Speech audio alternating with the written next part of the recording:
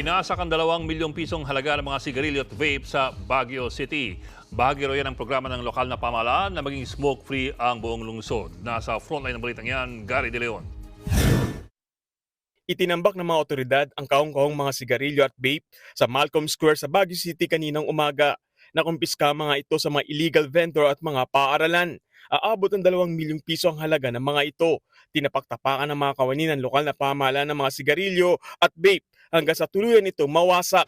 Ayon sa tanggapan ng Baguio City Health Service, bahagi ito ng programa ng LGU na maging smoke-free ang lungsod. Nais raw nilang ipabatid sa publiko, lalo na sa mga kabataan na masama sa kalusugan ang paggamit ng sigarilyo at vape. Nagsunog naman ng mga tanim na marijuana sa Tabok City, Kalinga kaninang umaga. Aabot sa higit 50,000 marijuana plant ang binunot ng mga otoridad sa isang plantasyon sa barangay Nambaran.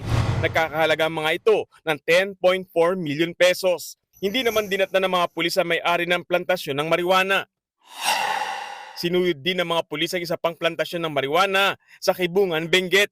Higit 5,000 marijuana plants na nagkakahalaga ng higit 1 milyong piso ang nakumpiska. Sinunog din ang mga ito para hindi na mapakinabangan. Pinaghahanap na rin ang may-ari na naturang plantasyon. Nagbabalita mula sa Frontline, Gary De Leon, News 5. Mga kapatid, Ed Lingaw po, maging maalam at may pakialam sa mga napapanahong balita sa ating bansa. Para sa mas malalimang pagtalakay at paghimay sa mga issue at headlines, tumutok lamang at pag-subscribe sa social media pages ng News 5.